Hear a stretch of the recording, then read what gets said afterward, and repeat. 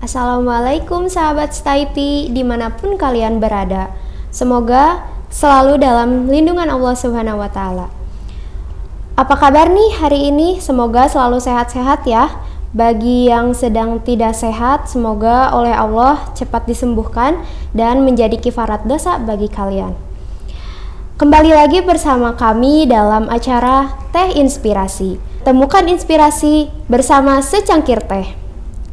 Hari ini saya Sri Wahyuni sebagai host dan juga ada mahasiswi STAI Versis Bandung yang sangat luar biasa dalam aktivitasnya sebagai co-founder Berani Bilang Jujur, yakni Teh Fitri Rahman Nurhayati.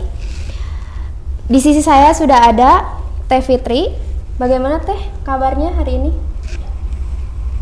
Izin lepas masker dulu ya. Amin Teh.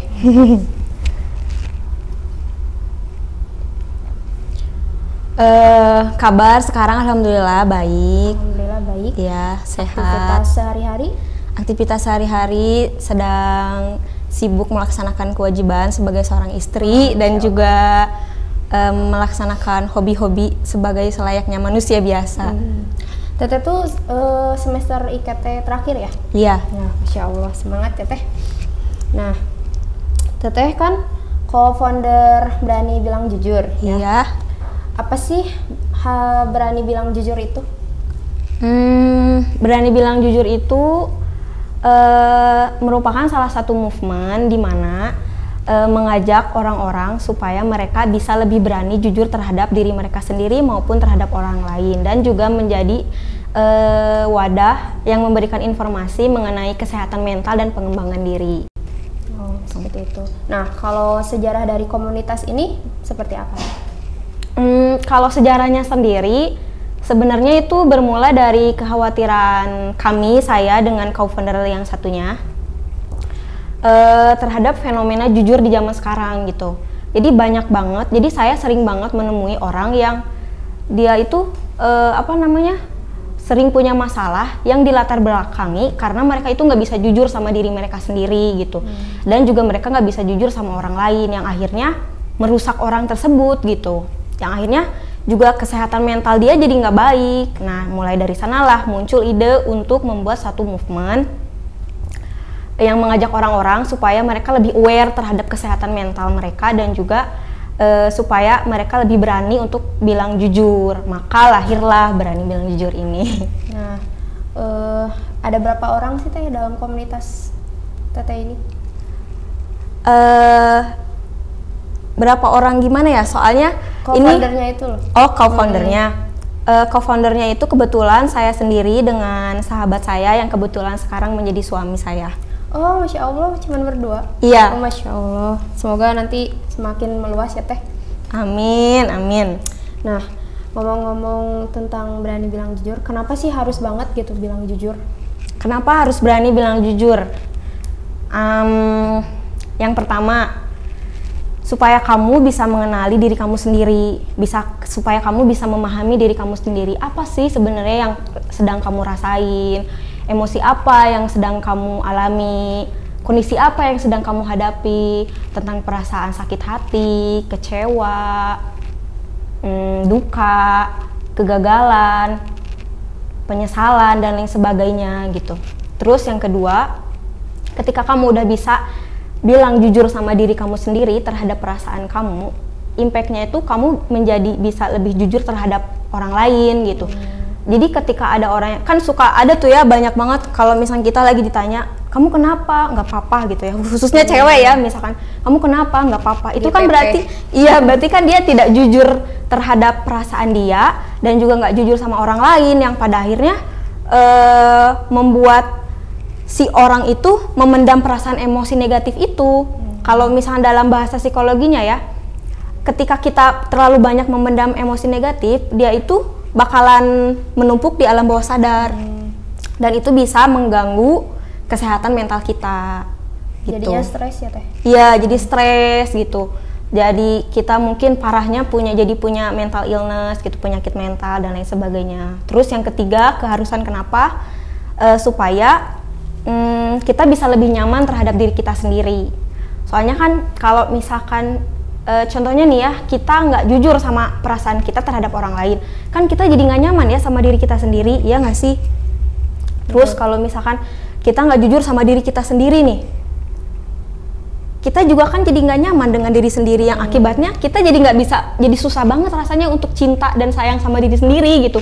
Banyak marahin diri kalau misalkan kita melakukan suatu kesalahan, penyesalannya tuh lama banget, kayak apa ya tuh namanya tuh jadi ini apa namanya,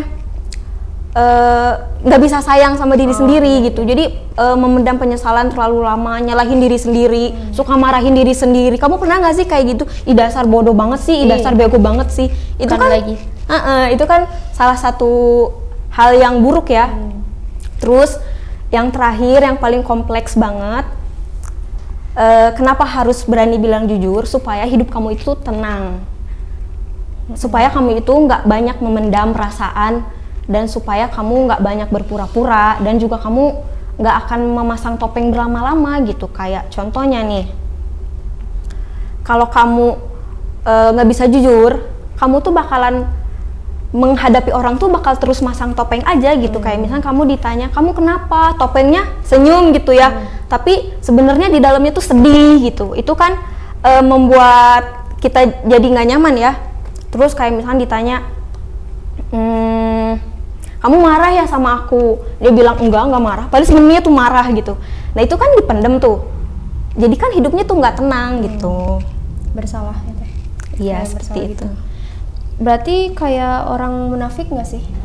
Munafik dalam kayak di lisannya seperti ini tapi dalam hatinya berbeda. Ya mungkin itu termasuk, kalau munafik mungkin lebih ke ibadah gitu. Kalau munafik yang saya tahu sih, kalau literaturnya secara agama kayaknya bukan kayak gitu ya, tapi mungkin kalau yang tadi aku jelasin itu lebih ke berbohong aja. Berbohong.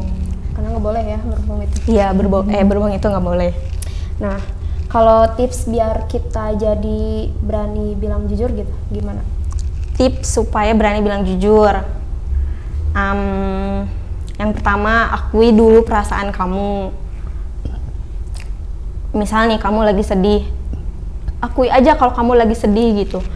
Apa namanya, sadari bahwa kamu sedang sedih gitu. Sadari, akui perasaan itu. Oh ya, aku lagi sedih, Kemudian kamu bisa bermonolog sama diri kamu sendiri. Tanya sama diri kamu sendiri, aku sebenarnya sedih kenapa ya gitu.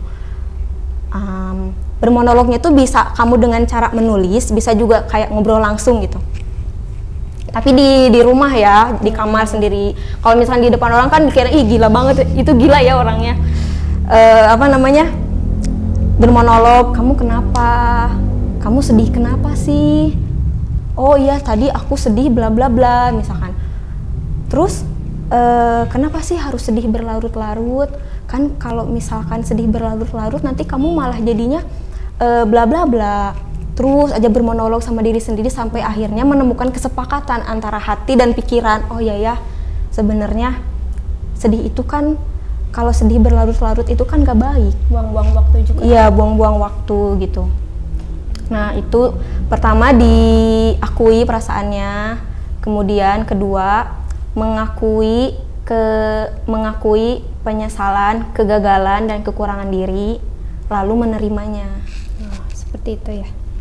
Iya. Kalau misalnya tidak ingin punya unek-unek misalnya, iya, terus cuman dilontarin ke Allah aja gitu, nggak ke manusia, apakah itu boleh? Ya itu sangat boleh, itu malah salah satu healing yang paling bagus banget. Jadi orang lain nggak perlu tahu gitu.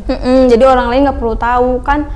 Kadang apa tuh namanya, salah satu, aku pernah nonton juga ya dari salah satu channel YouTube, Deddy Susanto katanya, salah satu healing yang terbaik itu adalah pertama, kamu mendekatkan diri sama Tuhan. Kalau misalnya kayak tadi, gimana sih caranya untuk merilis perasaan negatif supaya kita itu nggak, apa namanya, kita tuh ada kesal sama orang, tapi kita tuh nggak mengungkapkan kekesalan itu sama orang itu gitu, takutnya nanti dia jadi tersinggung atau gimana. Ya kamu curhatin sama Allah, bisa. Atau kalau misalkan, kan biasanya kalau curhat sama Allah tuh kadang orang suka males gitu curhat sama Allah gitu ya. Malesnya tuh bukan karena males karena Allah nggak akan dengerin kita, tapi malesnya itu karena Ya kalau curhat sama Allah kan berarti itu berbau ibadah, sedangkan yang namanya beribadah pasti kan banyak gangguannya gitu. Nah biasanya sih orang umumnya dia dengan cara menulis di jurnal, punya jurnal gitu. Kayak kalau pengalaman pribadi, kalau misalnya aku nih lagi ada kesel gitu ya sama orang, terus dan gak mungkin juga bilang ke orangnya, aku biasanya nulis jurnal gitu, tulisin aku kesel banget sama ini gitu, bla bla bla bla, sampai akhirnya menemukan, oh ya dipikir-pikir aku kenapa sih harus kesel gitu ya, sampai pada akhirnya ketika tulisan selesai perasaan kesalnya juga udah nggak ada gitu. Berarti nggak apa-apa ya teh, kan aku punya teman gitu ya, katanya tuh aku tuh suka sama orang yang lebih apa adanya sama aku. Jadi kalau misalnya kamu kesel sama aku, ngomong aja ke aku gitu. Tapi misalnya aku nggak mau gitu ngomong, aku tuh pernah kesel ke kamu. Tapi nanti lambat laun nanti teh memaafkan dia gitu. Jadi nggak usah bilang bahwa dulu tuh pernah kesal ke kamu, pernah suudzon ke kamu. Jadi nggak perlu bilang sama orangnya gitu. Kalau misalkan orangnya open minded ya, misalkan kamu kalau ada kesel sama aku bilang aja dong, jangan silent treatment gitu ya, jangan ngediemin aku, kan nggak enak ya.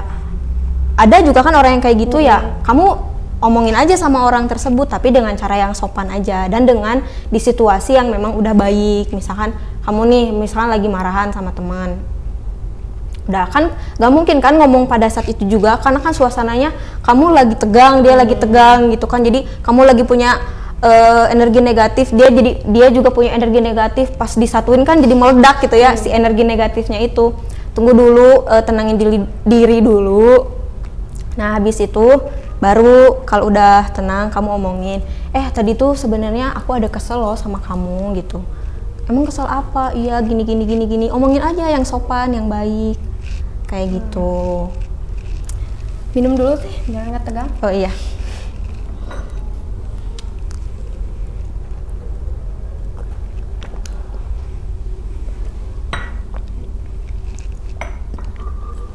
Nah, jadi seperti itu ya Teh. Barangkali ada yang mau disampaikan untuk sahabat Staypi? Disampaikan apa ya? Dari Teteh sendiri. Dari aku sendiri. Malu sih, tapi nggak apa-apa ya, ini mencoba untuk sharing. Jadi intinya mungkin kamu jangan takut untuk berani jujur sama diri kamu sendiri.